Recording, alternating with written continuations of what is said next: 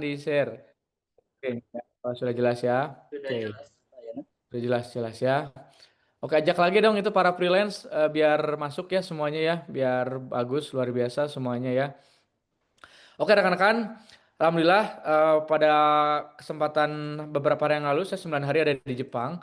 Kita akan pelajarin tentang apa sih itu exploring to Toyota Production System atau TPS atau Kaizen. Kaizen itu apa sih? Kayak gitu ya. Mudah-mudahan kita ada rezeki sehingga akhirnya mungkin ada beberapa orang, 5 atau 10 orang kita bisa belajar ke Jepang langsung mungkin dipandu sama kita saja gitu ya. Jadi nggak banyak-banyak gitu ya. Kayak gitu. Jadi akan lebih luar biasa. Nah, itu apa? Saya sedikit sharing apa namanya itu ya? Sedikit sharing secara apa ya? Secara sederhana gitu. Saya nggak terlalu banyak teori, nggak terlalu banyak yang aneh-aneh semuanya gitu ya. Jadi gimana pekerjaan yang 90 hari bisa jadi dalam waktu 1 hari sebetulnya. Sebetulnya bisa. Sebenarnya bisa. Nah ini karena kita tuh terlalu banyak gangguan, terlalu banyak hambatan gitu. Kalau kita menghilangkan hambatan itu, gangguan itu, insya Allah kita akan bisa ya. Kayak gitu ya. Oke lanjut ya. Nah ini apa sih TPS atau Toyota Production System? Nah itu apa itu TPS. Toyota Production System itu sama dengan Lean Process Management. Lean Process Management itu jadi waktunya semakin jauh lebih cepat, kemudian apa namanya sudah waktunya jauh semakin cepat, biayanya semakin irit, semakin efisien gitu ya. Kemudian biayanya, mutunya, kualitasnya terjaga, tapi kemudian biayanya jauh lebih murah gitu. Itu yang dinamakan TPS, Toyota Production System. Atau yang kita kenal itu adalah Lean Process Management. Kalau di dunia barat itu namanya Lean Process Management, Toyota Production System gitu ya. Jadi nggak terlalu apa gimana caranya sebuah pekerjaan itu simple, mudah, prosesnya nggak terlalu berbelit-belit, nggak terlalu menghambat, tapi semuanya beres gitu, kayak gitu. Nah itu bagaimana sih cara kerjanya Lean Process Management sehingga akhirnya kita bisa duplikat ke tempat kerja kita gitu kan, atau ke kehidupan kita gitu ya, kayak gitu. Oke lanjut. Nah, rekan-rekan, apa itu TPS? TPS itu intinya adalah efisiensi dan menghilangkan kesia-siaan sebanyak 65 sampai dengan 80% dalam proses apapun. Nah, kita itu kalau mungkin di dunia barat itu namanya Pareto. Namanya Pareto. Pareto itu apa yang kita kerjakan 20% itu menghasilkan 80%. Gitu. Jadi, kita harus menghilangkan 80%-nya. Kalau di TPS itu Total Process System itu adalah kita itu harus langsung ke intinya. Kita harus langsung ke intinya alias menghilangkan kesia-siaan. Kalau dirasa kita itu melakukan banyak kesia-siaan dalam waktu 65 dalam dalam jumlah 65 sampai dengan 80%, ya udah kita sudahi kesia-siaan itu, kita stop gitu. Kita jangan apa namanya? Kita jangan lanjutkan gitu. Kita jangan lanjutkan kesia-siaan itu gitu kan. Kayak gitu. Jadi kebanyakan kita itu apa ya namanya itu terus-terusan sia-sia gitu dalam prosesnya itu gitu kan. Udah mah nggak efisien, udah mah nggak irit, nggak hemat. Kemudian 65 sampai 80%-nya kita hilangkan kesia-siaan dalam proses apapun itu. Gitu kan kayak gitu. Jadi eh, sorry. Nah, pikirkan, adakah di pekerjaan rekan-rekan apapun itu atau kehidupan banyak nggak kira-kira mulai dari sekarang misalnya bisa di list apa-apa saja kesia-siaan rekan-rekan dalam menjalankan kehidupan atau bisnis atau marketing atau sales gitu kan. Kenapa kita nggak langsung ke intinya aja gitu. Ke intinya aja, langsung ke apa namanya langsung dapatin leads, dapatin orang survei gitu kan. Nah, kebanyakan kita tuh sia-sia gitu. Maksudnya sia-sia apa? Mungkin jawab telepon, jawab terlalu banyak telepon, apalagi ya? Terlalu banyak gangguan chat gitu ya. Kemudian kita itu apalagi ya? Kita itu nggak langsung datang ke kantor, kita itu mampir dulu kemana-mana ngerokok dulu gitu ya. Kita itu apalagi ya, makan kadang lama, makan sambil pegang handphone gitu. Kenapa nggak makan aja dulu, makan aja satu-satu, pegang handphone, makan-makan gitu. Kayak gitu. Jadi coba pikirkan, renungkan di dalam diri rekan-rekan, kesia-siaan apa yang selalu rekan-rekan eh jadi sebuah kebiasaan gitu. Sebuah kebiasaan. Jadi tolong sekarang itu mikirnya TPS itu kenapa Toyota bisa besar sampai sejauh ini bisa besar, bisa omsetnya itu 3 kali lipat APBN Indonesia gitu dan dia punya kotak sendiri namanya Toyota Aichi gitu kan. punya Toyota Aichi, kemudian punya lembaga pelatihan sendiri, orang yang dia di dalam Toyota punya museum sendiri, orang di dalam Toyota itu udah apa namanya itu udah seperti gini. Toyota itu kalau kita udah masuk perusahaan Toyota atau perusahaan Jepang, kita tuh tidak berpikir akan pindah-pindah. Kita itu akan selamanya di situ dan sampai seumur hidup sampai meninggal gitu mungkin di situ gitu. Kita nggak ada kepikiran akan pindah ke perusahaan yang lainnya, akan cari karir yang lebih hebat. Ya udah, kalau budaya Toyota tuh kalau kita udah masuk ke perusahaan itu, ya udah. Kenapa kita harus memikirkan perusahaan lain? Kenapa kita nggak besarkan saja di perusahaan ini dengan sangat luar biasa, dengan sangat hebat gitu, dengan sangat sepenuh hati, sepenuh jiwa? Karena di budaya Toyota itu Jepang itu bukan hanya Anda yang harus memikirkan perusahaan, tapi ketika amit-amit nauzubillah min dalik ya katanya, ketika perusahaan itu bangkrut pun perusahaan akan tetap memikirkan kita gitu. Kayak gitu dia tidak akan lepas dari tanggung jawab gitu perusahaannya itu bahwa seandainya perusahaan itu tidak berhasil, perusahaan itu bangkrut pun perusahaan itu akan tetap memikirkan Anda gitu. Nah, kebanyakan kita udahlah perusahaan ini kayaknya nggak bonafit, nggak ini, udahlah gue tinggalin aja gitu. Nah itu yang apa namanya itu budaya itu yang kadang kita di Indonesia itu yang mengabaikan atau cuek gitu. Kayak gitu. Jadi saya dapat cerita calon konsultan kami Pak Armala, beliau dari Pujiken gitu ya atau Fujitsu gitu ya. Dia mau pindah ke perusahaan lain. Dia udah jenuh, udah apa tekanan kerjanya terlalu tinggi, dia mau pindah ke tempat pekerjaan lain gitu ya. Nah, ditanya sama si interviewernya dari Jepang juga, kenapa Anda ingin pindah gitu ke perusahaan kami gitu kan. Pak Armala bilang ya mungkin udah nggak prospek lagi, udah nggak ini lagi. Saya mau cari karir yang lebih cemerlang lagi di perusahaan yang lebih bonafit lagi. Si interviewernya, si interviewernya cuma nanya, kalau seandainya perusahaan itu bangkrut, emang perusahaan itu tidak memikirkan Anda gitu. Padahal mungkin perusahaan itu pun ketika bangkrut pun masih memikirkan Anda juga gitu. Kenapa Anda masih berpikiran untuk langsung buru-buru pindah cabut dari perusahaan itu. Nah, ketika udah dibilangin itu sama interviewernya, Pak Armala langsung dia langsung, wah ini gila nih, adab etika orang Jepang, adab etika kultur Jepang sampai memikirkan sejauh itu, sedangkan saya itu pingin kada cepet-cepet keluar, pingin cepet-cepet kabur, sehingga akhirnya ya udahlah gitu, kayak gitu, sehingga akhirnya pas di situ Pak Armala akhirnya nggak jadi pindah gitu, dia nggak jadi pindah, dia malah dia tetap akhirnya resign, tapi ketika resign pun perusahaan Jepang itu menawarkan, apakah kamu mau jadi supplier kami atau vendor kami, atau kalau enggak apakah Anda mau bekerja sama dengan kami gitu. Karena Anda adalah manajer terbaik di tempat kami. Bayangkan, sebuah perusahaan Jepang itu kamu nggak boleh pindah ke pesaing katanya gitu. Kamu nggak boleh pindah ke pesaing, tapi kami tawarkan Anda untuk jadi supplier kami gitu. Atau saya akan tawarkan Anda berpartner dengan kami gitu. Karena Anda adalah salah satu manajer terbaik kami gitu. Nah, bahkan perusahaan Jepang pun ketika kita resign kemudian kita bagus, kita luar biasa, kita hebat kerjanya, dia menawarkan menjadi partner atau menawarkan menjadi supplier atau vendornya. Dan memang untuk menjadi supplier atau vendor perusahaan Jepang itu susahnya minta ampun. Sangat-sangat susahnya minta ampun. Tapi sekali dipercaya, dia akan selamanya. Dia tidak akan mengkhianati gitu. Emang susahnya minta ampun, bisa kita itu mau masuk perusahaan Jepang itu bisa kalau pingin dipercaya itu bisa 3 sampai 5 tahun gitu baru kita masuk ke perusahaan itu. Tapi setelah sekali jadi percaya, udah itu jadi keran air, keran bah buat kita seumur hidup perusahaan itu akan hidup dari satu kontrak perusahaan Jepang gitu. Itu luar biasa, perusahaan Jepang itu sangat menjunjung adab, etika, kultur budayanya hebat gitu kan. Bahkan kalau mau ngebajak pun katanya dia akan nginterview kita itu di luar jam kerja atau Sabtu Minggu gitu, ketika libur gitu. Kalau kita mau dibajak gitu kan, kayak gitu.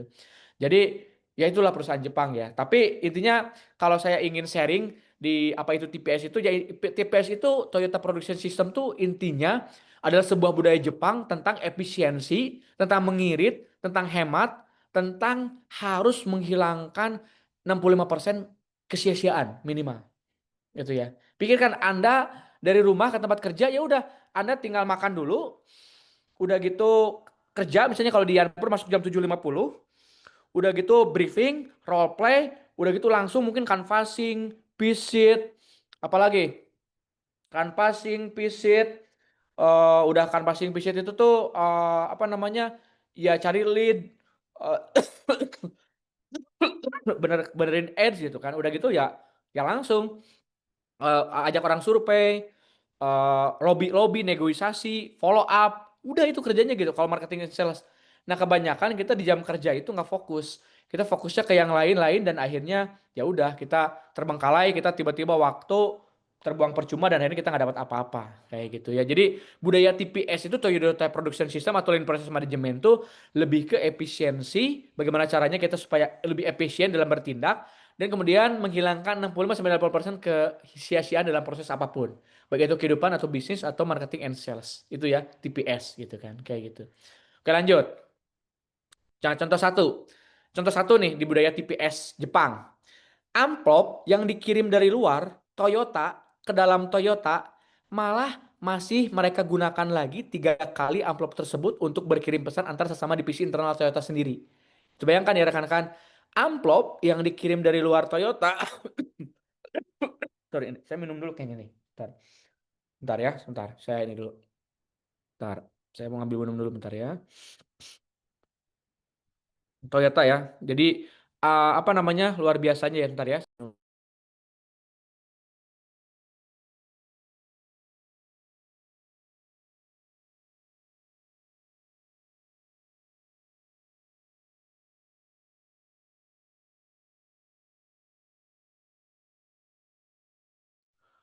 Oke lanjut ya rekan-rekan. Jadi di budaya Toyota itu luar biasa ya. Amplop yang dikirim dari luar eksternal Toyota ke dalam Toyota malah masih mereka gunakan lagi 3 kali amplop tersebut untuk berkirim pesan antar sesama di divisi internal Toyota. Nah di Yanpro itu kadang masih saya juga agak kelepasan ya, masih menggunakan kalau untuk coret-coret apa kertas baru ya. Harusnya udah langsung kertasnya kertas bekas aja gitu, kertas bekas. Jadi jangan jangan jangan gunain kertas baru gitu tapi kertas bekas saja gitu kan kayak gitu nih. Contohnya nih saya agak loncat dulu nih. Contohnya kayak gini nih, ini adalah contoh amplopnya ya rekan-rekan, sorry. Nah ini gila ya rekan-rekan, ini saya belajar di Hirayama Toyota Nagoya, Nagoya Jepang gitu ya. Bayangkan ini amplop, amplop yang udah lecek ini, yang lusuh ini, amplop ini dikirim dari luar ke dalam internal Toyota gitu ya, tapi mereka nggak buang. Amplop ini digunakan sampai 3 kali berturut-turut untuk berkirim pesan antar sesama divisi Toyotanya sendiri gitu. Sampai lecek ini.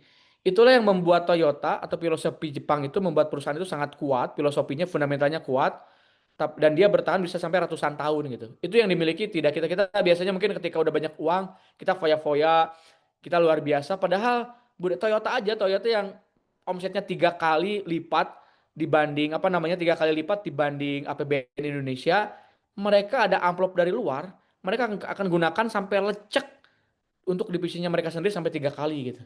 Nah itu luar biasa budaya efisiensinya dengan sangat luar biasa ya kayak gitu. Oke kita balik lagi ya ke slide yang pertama ya, sorry. Nah, jadi intinya budaya TPS itu adalah budaya menghilangkan 65% kesia-siaan dalam proses apapun atau dalam hidup kita. Pikirkan sekarang, yuk renungkan, pikirkan apa yang bisa Anda hilangkan kesia-siaan itu. Kalau Anda bisa menghilangkan kesia-siaan itu dalam hidup Anda, maka maka apa namanya pekerjaan 90 hari bisa beres hanya dalam waktu 1 hari saja, kayak gitu ya. Sementara ini saya belum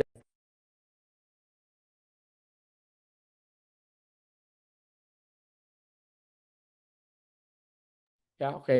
Oke lah, kan lanjut ya.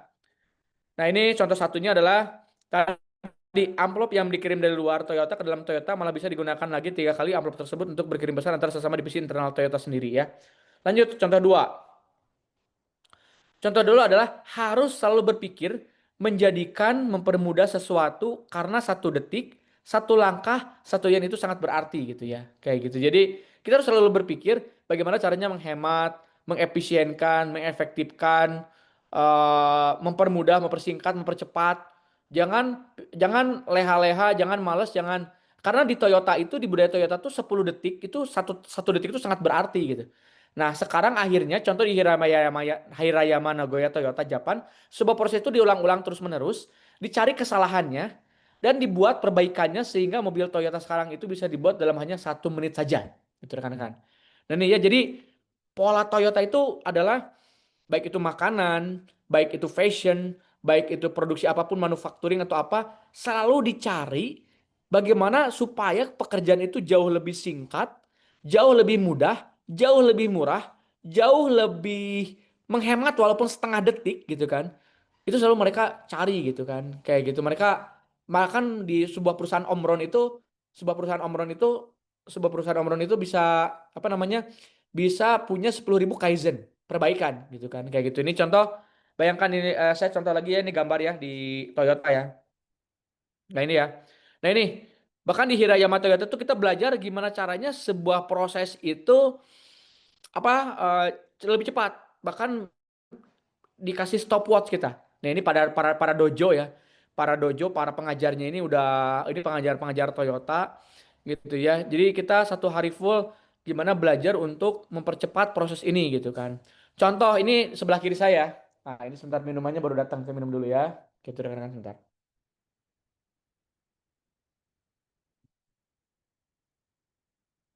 Contoh rekan-rekan, ini di sebelah kiri ini ada orang ingin menulis di whiteboard.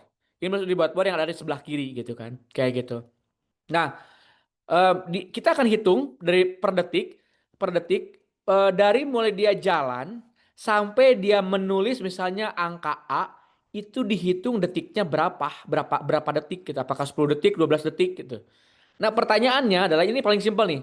Pertanyaannya gimana caranya supaya jadi cuma 3 detik? Berarti si orang ini, si dojo ini harus harus ketika sebelum menulis itu harus lebih dekat atau si whiteboardnya didekatkan ke dianya, gitu kan.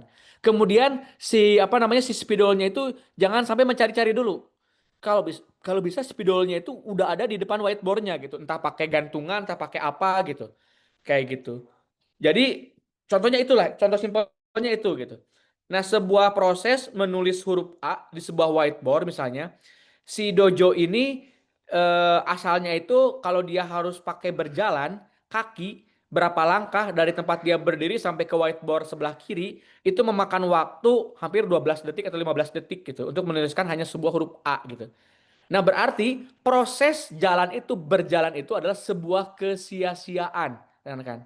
Kenapa kalau kita memang ingin menulis, kenapa tidak dari awalnya si whiteboard ini didekatkan gitu ya. Si spidol ini langsung ada di gantungannya. Dan kemudian si apa namanya? Si mungkin penghapusnya juga sudah ada di dekatnya. Jadi tidak perlu proses jalan, tidak perlu proses mencari whiteboard. Atau kalau perlu mungkin bisa dipikirkan mungkin ada spidol yang nggak pernah kering gitu. Harus selalu basah. Jadi bahkan mungkin mereka memikirkan kaizennya whiteboard yang harus membuka tutup spidol pun itu kesia-siaan. Kalau perlu di teknologi di masa depan ada mungkin spidol yang eh, langsung basah terus tanpa perlu penutup. Sehingga ini apa? Menurut mereka, menurut Toyota ini di Hirayama ini berjalan menghampiri whiteboard dan kemudian membuka spidol atau mencari-cari spidol itu adalah sebuah kesia-siaan. Jadi gimana caranya? Proses yang harusnya ini 15 detik dari mulai orang ini si dojo ini yang sebelah kiri, foto sebelah kiri ini saya berdiri sampai ke whiteboard ini bisa jauh lebih cepat sehingga 3 detik aja ya berarti sebelum menulis itu whiteboard dan orangnya harus didekatkan, langsung didekatkan dan kemudian spidolnya udah ada di gantungannya dan langsung dia bisa menuliskan dan itu akhirnya cuman mungkin 3 detikan gitu rekan-rekan. Berarti dia bisa dari akhirnya mungkin 15 detik. Dari 15 detik dia bisa menghemat waktu apa namanya dia bisa menghemat waktu sekitar 12 detik. 12 detik di proses produksi Toyota itu sangat berarti. Karena sekarang proses produksi Toyota itu adalah 1 menit pakai mesin yang otomatiknya 1 menit jadi satu mobil Toyota kan. Kayak gitu. Bayangkan berapa menit mobil Toyota yang berapa banyak ya mobil Toyota yang dia produksi gitu setiap harinya gitu kan. Ini saya berlatih dengan dojo-dojo yang udah berusia di atas 60 tahunan, bahkan ada yang 80 tahun di workshop Hirayama Nagoya City di Tokyo. Di mana kita pokoknya jangan pernah melakukan kesia-siaan, semuanya dihitung waktu, semuanya pakai stopwatch, bahkan 1 detik pun sangat berarti dan bagaimanapun caranya. Dan proses ini tuh sebetulnya proses untuk menghemat waktu atau kaizen, kaizen itu perbaikan terus menerus itu tidak perlu pakai barang mahal, tidak perlu pakai barang yang digital, yang luar biasa. Kalau misalnya sebuah benda yang akan kita sebuah benda yang akan kita ambil di pabrik atau di manufacturing itu bahkan terlalu dalam benda tersebut gitu. Kita akan mengambil sebuah benda dalam sebuah wadah, tapi benda itu letaknya terlalu dalam gitu. Itu adalah sebuah kesia-siaan rekan-rekan. Gitu gimana caranya supaya benda itu kalau mau dipindahkan dari tempat A ke tempat B itu harus apa namanya itu harus langsung ada di depan mata. Tidak boleh kita itu langsung masuk ke wadah gitu. Tangan kita tuh masuk ke wadah yang cukup dalam, tidak boleh. Nah, bahkan mereka sampai pikirkan gimana caranya si barang ini tuh misalnya langsung ada di depan mata. Ya salah satunya itu adalah mereka susupi, mereka lapisi si wadah itu tuh dengan kardus-kardus bekas supaya barang-barang yang akan dipindahkan dari A ke B itu sejajar dengan pinggang kita, sejajar dengan tangan kita dan langsung itu menghemat waktu beberapa detik gitu rekan-rekan. Jadi menghemat waktu, proses Kaizen, TPS, Lean Process itu tidak melulu harus pakai teknologi. Ya pakai teknologi lebih bagus kalau murah. Tidak melulu harus pakai barang yang mahal. Tidak melulu harus selalu pakai yang mahal. Harus selalu dipikirkan bahwa dengan kardus bekas pun jalan proses untuk menghemat waktu tersebut gitu. Bahkan lebih gilanya lagi rekan-rekan, sebuah meja yang datar, kalau meja datar itu menghambat proses kerja kita di sebuah pabrik atau manufacturing, kalau perlu meja datar itu dimiringkan meja datar itu apa namanya bawahnya itu si kakinya itu ditambah lagi, dimiringkan lebih menghadap kepada kita badan kita gitu rekan-rekan. Itu gila sih rekan-rekan. Bayangkan, menurut kita sebuah meja itu yang datar biasa yang seukuran pinggang kita untuk memindahkan sebuah barang A ke barang B itu sudah cukup gitu kan. Tapi mereka lebih berpikir lebih gila lagi. Mereka berpikir bahwa kayaknya kalau mejanya dimiringkan, lebih dicondongkan miringkan ke arah badan kita, kayaknya itu akan lebih menghemat waktu lagi. Itu mereka memikirkan sedetail itu, segila itu, seedan itu gitu rekan-rekan. Itu mudah-mudahan sih akhir September sih kalau Cash in Yanpro saya ingin bawa 5 atau 10 orang belajar di Hirayama Jepang ini sih kayak gitu untuk lihat mereka itu benar-benar proses itu mereka liatin dan setiap hari itu gimana caranya perbaikan. Sebuah nanti saya akan ceritakan ya di slide berikutnya sebuah perbaikan-perbaikan di Jepang dan sebagainya. Jadi, yuk rekan-rekan mulai dari sekarang pikirkan pikirkan apa namanya eh, kesia-siaan apa di dalam hidup kita, di dalam bisnis, di dalam marketing and sales yang kita bisa hilangkan, yang kita akan menghasilkan penjualan gitu ke depannya gitu. Kayak gitu. Nah, kebanyakan melakukan kesia-siaan dalam proses hidup kita. Sehingga akhirnya kita terlalu lama untuk membuat sesuatu dan akhirnya kita kalah kelas dengan yang lainnya gitu atau kalah berkualitas dengan yang lainnya ya, rekan-rekan. Oke, saya lanjut lagi ya ke yang awalnya ya. Nah, itu contoh dua ya. Jadi contoh dua itu adalah harus selalu berpikir setiap hari menjadikan sesuatu itu untuk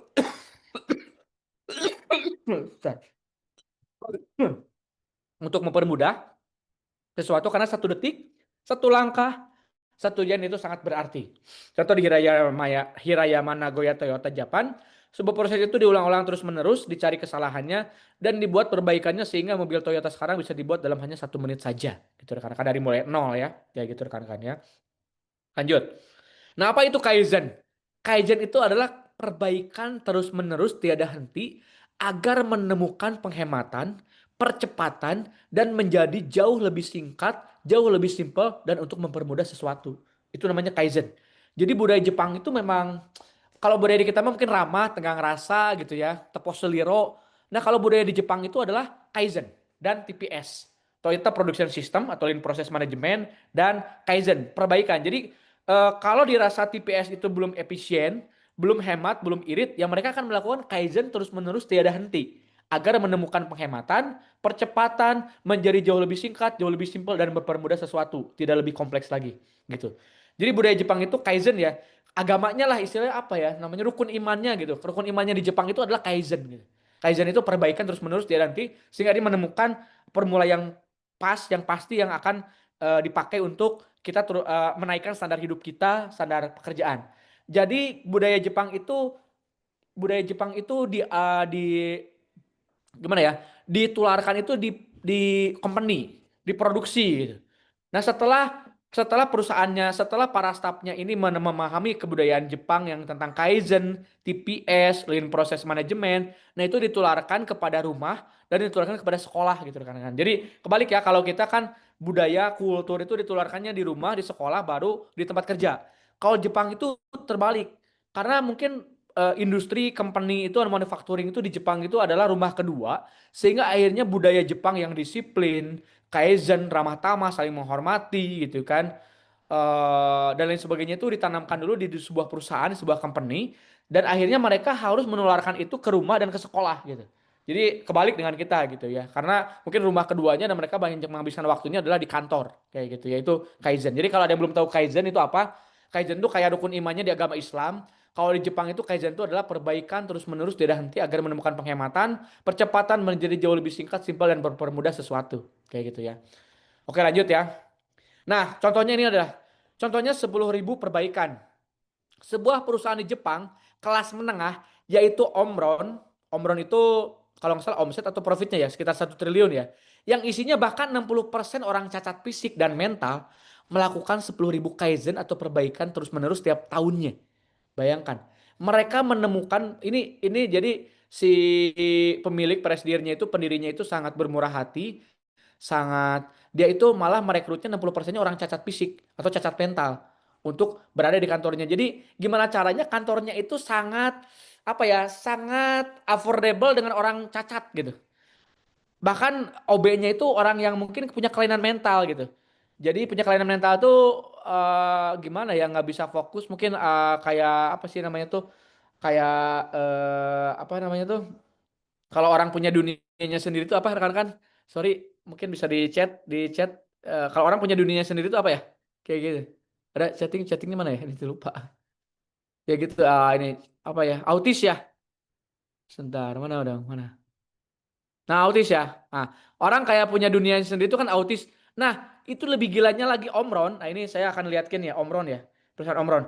Omron tuh bikin gimana caranya supaya orang cacat itu bisa bisa kerja di tempat dia gitu.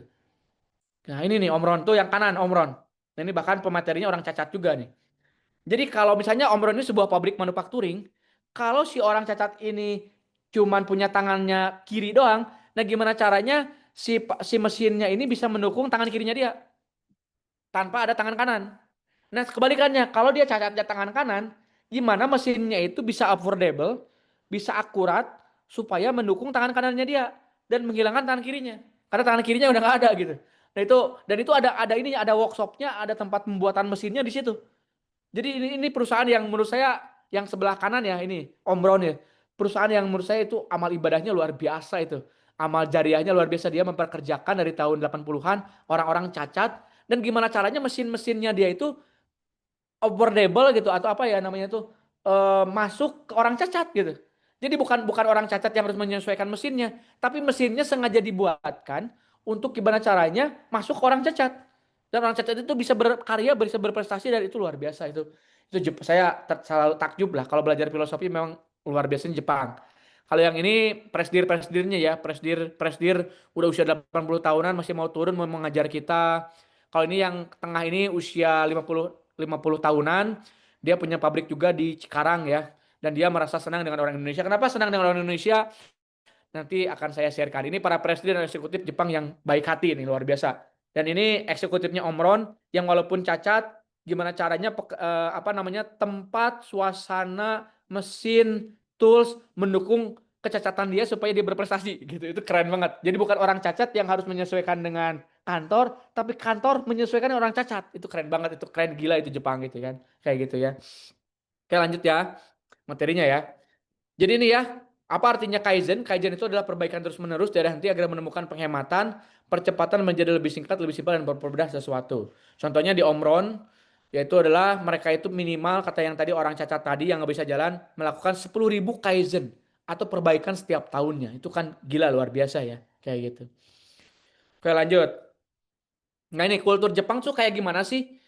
Nah, Jepang itu disiplin, amanah, jujur, saling hormat menghormati. Jadi selalu ketika semulai kelas itu harus hormat dulu. Harus, saya lupa lagi ininya ya. Saya lupa lagi aba-aba kelasnya gitu. Yang intinya Kalau sebelum kelas itu arigato gozaimasu. Kalau sesudah kelas itu namanya arigato gozaimashita gitu. Jadi dia ada posisi membungkuk badan itu. Jadi Jepang itu sebelum memulai atau mengakhiri sesuatu harus hormat. Gitu makanya mungkin aneh, kenapa ini pelatih Jepang udah mengalahkan kita di GBK 4-1, dia masih malah memberi hormat ke penonton. Itu memang udah kulturnya Jepang. Jepang itu kulturnya sebelum memulai sesuatu atau mengakhiri sesuatu harus memberikan hormat bungkuk badan kan. Itu keren banget. Kalau saya lupa lagi awalannya tuh gimana sama tengahnya. Yang penting tuh kalau nggak salah kalau awalan tuh mengucapkan arigato gozaimasu, terima kasih banyak. Kalau terakhir tuh kalau membungkuk badan dan kemudian bilang arigato gozaimashita gitu atau mengakhiri selesai gitu mungkin gitu ya. Itu keren banget sih. Jepang itu luar biasa ya kayak gitu. Jadi ini adalah kultur budaya Jepang yang diajarkan dari kelas 5 SD dari kelas 1 SD sampai kelas 5 SD. Jadi ini tuh Jepang itu tidak beragama, tapi lebih beragama daripada orang beragama. Karena mereka pelajaran dari kelas 1 sampai kelas 5 SD-nya tentang disiplin, amanah, jujur, saling hormat menghormati, fashion stylish, gaya-gaya Harajuku yang luar biasa, terus bergerak. Orang-orang di sana itu kayak security, driver itu kebanyakan orang tua ya, usia 80 tahunan tapi masih gercep, masih satset, masih gesit dan lain sebagainya. Kemudian semakin tua semakin menjadi mereka itu gila karena mungkin usia mereka rata-rata 100 tahunan, jadi 80 tahun itu biasa aja.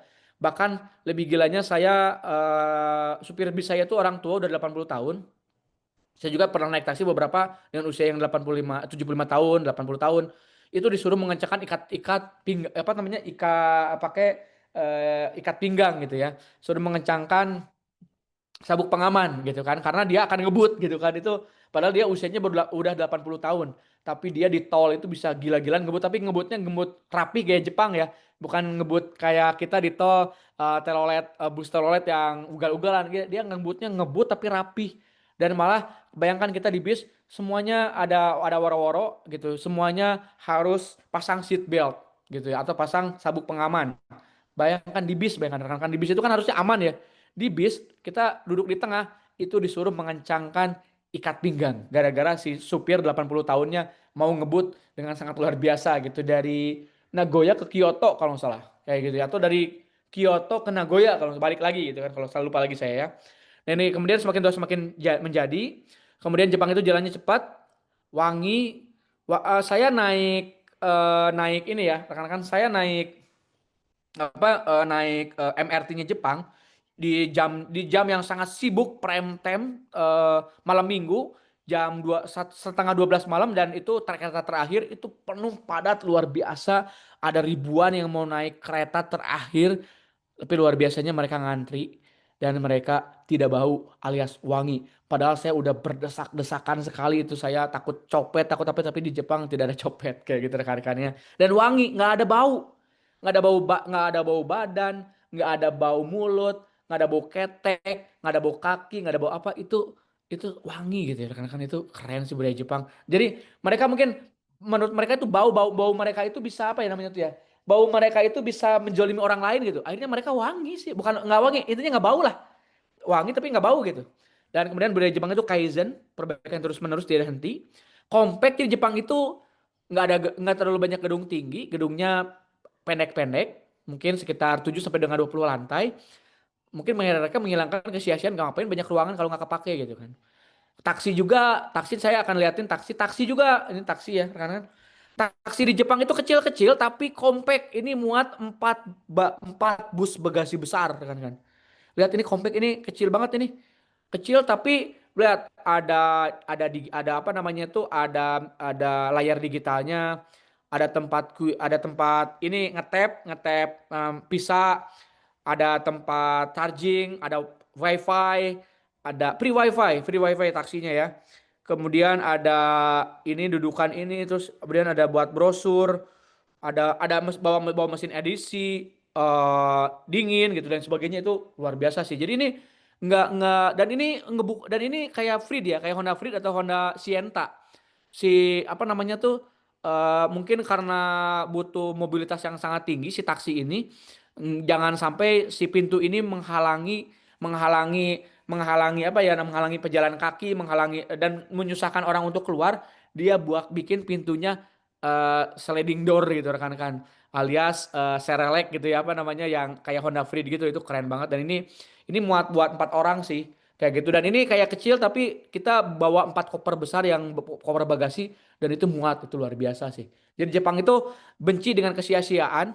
Jadi saya naik Shinkansen Jepang, keretanya itu kayak yang kecil, lebih kecil daripada WUS. Padahal pas begitu naik, ternyata kalau WUS itu kan koper itu disimpan di sela-sela gerbong ya, di antara gerbong.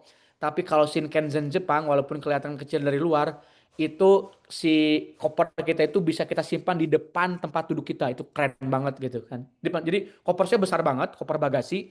Itu bisa disimpan di depan tempat duduk kita.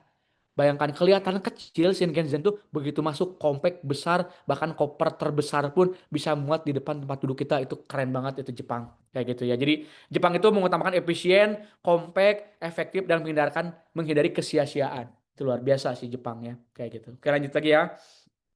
Jadi lanjut lagi. Nah ini, kan ini kultur Jepang. Nah, apa sih yang saya pelajari dari kultur Jepang, dan apa experience dan pengalaman apa yang saya pelajari dari kultur Jepang?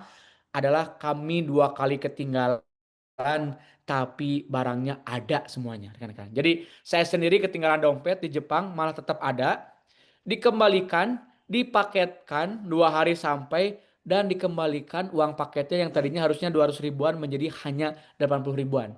Jadi pakai amplop 120 ribuannya tetap dikembalikan, rekan-rekan. Padahal dengan 200 ribuan pun saya nggak masalah sih dalam bentuk yen, tapi ya kalau dirupiahkan ini 200 ribuan ya. Tapi ternyata masih ada kembalian 80 ribuan, dan akhirnya barangnya kembali dan utuh, luar biasa. Dan di ininya, di paket kilatkannya sungguh sangat rapi. Si dompetnya itu diplastikin, ada plastik, ada amplop kertas, ada ini tuh keren banget, luar biasa gitu. Jepang. Jadi saya pertama saya stay di Osaka, jauh itu hampir jaraknya kayak Bandung Jakarta. Kemudian saya ke Nagoya, itu jaraknya kayak Bandung Jakarta ya. Tapi alhamdulillah dompetnya ada dan dipaket kilatkan dengan hanya 80 ribuan ya. Kemudian teman saya Pak Agus ketinggalan HP utama, bagian HP utama, HP satu-satunya. Ini orang yang punya hotel ya. Di kereta peluru Shinkansen malah tetap ada dalam waktu kurang 1 jam saja, dan tinggal ambil saja di stasiun berikutnya. Gitu ya. Jadi dalam waktu kurang 1 jam saja, kayaknya 30 menitan, tiba-tiba ditelepon, tiba-tiba HP-nya ada, dan tiba-tiba disuruh diambil di stasiun berikutnya gitu kan. Naik Shinkansen lagi, itu keren, dan nggak menunggu waktu, nggak menunggu berjam-jam. Sedangkan saya komplain kehilangan 2 power bank, 2 casan original di WUS. Itu udah mas saya dibiarkan lama berjam-jam, berhari-hari, ada kabar sudah tidak ada lagi barangnya. Itu. Dan saya yakin amit-amit ya. Saya yakin, saya merasa saya adalah eh saya salah satu pengunjung kereta terakhir. Harusnya sih kayak saya yakin itu diambil sama petugas sih. Harusnya dibuka tuh CCTV-nya ya, kayak gitu. Oke, lanjut. Oke, ini Jepang suka dengan Indonesia. Kenapa Jepang suka dengan Indonesia? Karena orang Indonesia itu ramah, baik, sopan, saling menghormati, rendah hati, dan pekerja keras, katanya gitu ya. Jadi di balik budaya Jepang yang luar biasa, tapi Jepang juga suka dengan tenaga kerja orang kita, karena orang kita itu ramah-ramah, baik, sopan. Jadi kalau semakin negara itu maju, semakin negara itu lebih ekspresif. Nah, karena kita bukan negara maju, kita negara berkembang yang dijajah 350 tahun oleh Belanda, Inggris, Portugal, dan Portugis dan sebagainya. Kita jadi bangsa yang kadang rendah diri gitu. Terlalu rendah diri sehingga aja kita tidak kadang berbicara dengan orang yang lebih kompeten, itu kita tidak bisa melihat matanya, kita menundukkan ini dan sebagainya gitu. Nah, itu sebetulnya Jepang suka sih. Jepang suka, makanya sekarang di pabrik manufacturing Jepang itu banyak apa namanya, pekerja-pekerja magang orang Indonesia gitu ya. Jadi selain kita tadi liatin kultur Jepang yang sangat luar biasa, ternyata Jepang juga sangat suka kita. Banyak orang Jepang, orang kita yang mendapatkan istrinya orang Jepang. Jadi banyak orang Indonesia yang cuman pekerjaannya, sorry ya, tukang kebun, tukang babat rumput, tukang driver rental biasa, itu istrinya orang Jepang. Orang Bangladesh yang agak hitam gitu ya, agak hitam, pendek gitu ya, tapi dia dapetinnya orang Jepang yang luar biasa. Cuman ya itu kekurangan Jepang, negaranya tidak beragama gitu. Sintonya itu udah old lah, udah masa lalu gitu, agama Sintonya gitu kan. Jadi kalau mau, ya itu ya Jepang itu gitulah gitu ya. Tapi dia lebih beragama lebih daripada orang beragama sekalian ya, kayak gitu. Nah ini ya. Jepang ini tidak beragama, tapi orang Jepang ini walaupun tidak beragama, tapi mereka jauh lebih beragama daripada kita orang beragama. Jujur, amanah, luar biasa ya. Tapi yang paling penting tadi yang di awal itu TPS sama Kaizennya. Jadi TPS itu adalah proses menghilangkan kesia-siaan dan ketika belum menemukan kesia-siaannya ya cari terus itu namanya Kaizen, perbaikan terus-menerus ya, kayak gitu. Oke lanjut. Ini contoh-contohnya. Oh ya, kita juga ada ini ya nanti kalau di Emerald Resort nanti ada gathering ya. Tanggal 19 Juli ini plus survei serentak di venue di Emerald Resort Project dimeriahkan tarian tradisional atau live band. Ya, jadi kalau ada konsumen silakan bisa arahkan ke The Emerald Resort ya. Ada gathering di Ambrogio Resto, kemudian ada survei serentak, ada tarian tradisional juga di sana ya. Kayak gitu. Silakan hari Sabtu ini mulai jam 12.15 sampai jam sore ya karena jam 15-nya nanti ada tarian di lokasi proyeknya ya. Kalau ada bayar silakan. Oh ya saya juga kalau yang belum dapat reward ke Cina, kalau mau ikut ke Cina sama kita boleh ya. Kita ada ke Cina nih 8 hari, 8 hari 7 malam. Biayanya cuma 39 jutaan. Ini ketiga kota kita Shanghai, Guangzhou dan Shenzhen ya. Ke BYD, Tencent, Alibaba, Kampus Tour, Shanghai University, Disneyland dan sebagainya. Bitdian, TikTok ya. Dan itu biayanya 39 juta belum termasuk visa, belum termasuk visa atau tiket gitu ya. Kayak gitu. Nah, ini kita Shanghai, Guangzhou sama Shenzhen. Jadi kita ke Alibaba, Tencent, BWD, Bitcoin, TikTok. Jadi ini bersama direktur Grab sama direktur ini yang punya pewaris Louis Jin ya. Louis Jin dari tanggal 11 sampai dengan sorry tanggal 11 sampai dengan 18 Oktober gitu ya. Dari tanggal 11 sampai dengan 18 Oktober kita ada ini ya, ada city tour. Jadi kalau belum dapat trip ke reward ke Cina ya udah ikut aja senilai 39 jutaan ya, belum termasuk tiket. Oh, exclude visa dan tiket ya, kayak gitu. Oke, lanjut nih. Lanjut tentang budaya Jepang. Ini saya bekerja sama dengan orang Jepang dengan orang Cina ya, saya ya. Oke, lanjut nih. Nah, ini ya contohnya di Hirayama ya. Sebuah amplop. Kadang-kadang sebuah amplop yang dari luar, saking efisien dan efektifnya, dia dipakai berkali-kali di Jepang. Sampai 3 kali ya di Toyota internal Jepang. Lanjut lagi, ini Hirayama ya, bagaimana sebuah proses itu dihitung pakai stopwatch detik per detiknya, sehingga akhirnya tidak memakan waktu yang lama dan kalau bisa sih lebih cepat lagi gitu, lebih luar biasa lagi. Ya, ini dengan para dojonya saya, dengan para dojonya pakai bahasa Jepang, kemudian ada penerjemah kayak gitu ya. Lanjut, ini saya dengan para presiden dan eksekutif Jepang yang baik hati. Mereka mau mengajarkan kita kepada orang Indonesia tentang budaya mereka, ekspansi. Mereka ini yang kalau di tengah ini punya perusahaan di 4 negara ya. Punya perusahaan di Shanghai, di Cina, di Indonesia, di Cikarang, 60 karyawan. Di Amerika Timur itu ya, dekat New York. Kemudian mereka di Jepang sendiri ya. Ini udah angkatan ketiga ya, ini cucunya. Di Shanghai ya. Ini banyak pegawai ini di dua ini nih di nomor satu dan nomor dua di kiri saya dan di tengah saya banyak pegawai Jepang orang Indonesia ya. Mungkin sekitar hampir rate antara 10 sampai 40% ini orang Indonesia pegawainya ya. Ini keren dan mereka sangat menyukai orang Indonesia. Pekerja keras, ramah, baik hati, tidak sombong, rendah hati, kadang rendah diri juga gitu ya. Itu menjadikan mereka kita kita punya experience yang luar biasa ya kayak gitu ya. Oke lanjut. Dan ini omron yang banyak apa namanya memasukkan pegawai yang cacat ya. Cacat itu luar biasa. Jadi omron lah yang membuat mesin untuk orang cacat ini bisa bekerja gitu. Jadi bukan orang cacat yang harus menstandarisasi ke mesinnya, tapi mesinnya yang harus ikut gayanya orang cacatnya tersebut gitu. Tergantung cacatnya ada di mana, maka akan dibuatkan mesinnya supaya dia dapat bekerja gitu kan di pabrik tersebut, manufacturing tersebut. Ya luar biasa sih. Ini Omron, Sangkai dan ini Mifune. Ini semuanya adalah suppliernya Toyota. Jadi Toyota itu sebuah brand, di dalamnya itu banyak pabrik-pabrik, supplier dan vendor yang lainnya juga dan mereka fokus untuk jadi supplier ke Toyota. Itu keren luar biasa ya, kayak gitu. Luar biasa. Oke. Nah, ini tadi ya, taksi di Jepang itu efisien, compact, efektif dan menghindari kesia-siaan. Walaupun kecil tapi compact di dalamnya besar gitu ya. Kemudian ini alhamdulillah, nah ini kita harus bervisi besar ya. Dan harus konsisten, persisten, jangan mudah menyerah gitu. Karena Toyota dulunya adalah pabrik tekstil dan pemintal benang dari tahun 1853. Kita tidak menyangka bahwa Jepang 170 tahun kemudian menjadi perusahaan otomotif terbesar di dunia, rekan-rekan. Ininya omsetnya 3 kali APBN Indonesia. Jadi omset satu perusahaan itu ngalahin omset sebuah negara 3 kali apbd Indonesia gitu ya, kayak gitu. Dan Jepang juga sangat suka daur ulang. Saya juga mampir ke Sony Groupnya tentang bagaimana si TV, si apa namanya si TV, si mesin cuci, kulkas, AC itu mereka daur ulang dan si daur ulang sehingga akhirnya alat-alat mereka itu bisa digunakan selanjutnya untuk konstruksi untuk bidang-bidang industri yang lainnya lagi gitu kan. Jadi bukan mesin cuci dijadiin lagi mesin cuci, tapi plastik-plastiknya, emas-emas tembaganya dari mesin cuci, TV, kacanya itu mereka olah lagi dan mereka jadikan mungkin bahan konstruksi, bahan industri dan lagi yang lainnya. Itu keren sih di Sony Group ya, kayak gitu. Ya, jadi ini mengajarkan kita untuk kita bermimpi besar, rekan-rekan. Akhirnya Toyota pun dulunya tekstil. Mudah-mudahan rekan-rekan ada kesempatan untuk mampir ke Museum of Toyota ya. Nah ini di tengah ini adalah dulu Toyota awal mulanya 1853 adalah sebuah pabrik tekstil pemintalan benang. Tidak menyangka 170 tahun kemudian menjadi sebuah perusahaan otomotif terbesar di dunia, Toyota ya. Kayak gitu. Bahkan ada kotanya sendiri, namanya Toyota Aichi di Jepang. Kayak gitu ya. Khusus itu kotanya itu penduduknya 400.000 orang.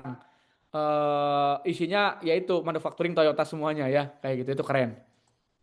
Nah ini lihat, eh luar biasa ya. Di Jepang ini sangat sungguh bersih. Kita dikasih slop, saya pun ambil slop hotel saya gitu. Slopnya bukan slop hotel yang sekali buang, itu benar-benar bagus slopnya gitu. Dikasih slop, kita nggak boleh masuk pakai pakai apa namanya tuh? Pakai apa namanya, pakai sepatu yang berbeda-beda, disuruh buka sepatu, kemudian nanti kita dikasih slop satu-satu, slopnya juga ada nomornya sehingga kita nggak akan lupa gitu.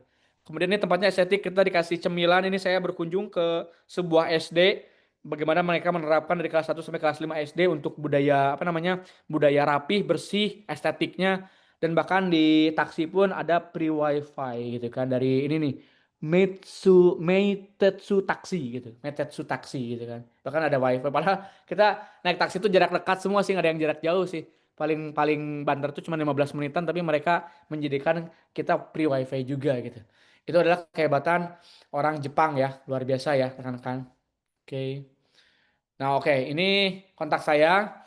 IG saya Yana Priyatna, hanya 2 kali di belakang. Kemudian Telegram saya Yana Priyatna Official. Silakan kalau yang mau masuk. Mudah-mudahan sharing ini bermanfaat bagi kita semuanya. Berhubung saya serak, kayaknya langsung saja, tidak ada sesi tanya jawab. Hatur nuhun, semoga apa namanya materi ini bisa masuk dan bisa diterapkan menjadi inspirasi dan motivasi dan informasi bagi kita semuanya ya. Karena saya sudah serak dan batuk-batuk, mohon izin saya langsung pamit. Mudah-mudahan bisa bermanfaat ya. Sukses luar biasa, turun nuhun. Wassalamualaikum warahmatullahi wabarakatuh. Terima kasih rekan-rekan ya. Terima kasih. Oke. Waalaikumsalam warahmatullahi wabarakatuh. Wow, luar biasa banget tadi teman-teman. Sharing-sharing dari Pak Yana Priyatna membuka mata kita semua dan membongkar cara kita melihat kerja dan waktu. Nah, buat teman-teman yang in-house, jadi teman-teman yang in-house dari Yan Proen yang bekerja di perusahaan Yan Proen, silahkan untuk mengisi absennya di kolom chat yang eh, di situ sudah dikirimkan oleh Kang Rizal ya. Silahkan diisi. Jadi untuk menandai bahwa teman-teman itu sudah hadir di acara Zoominar ini.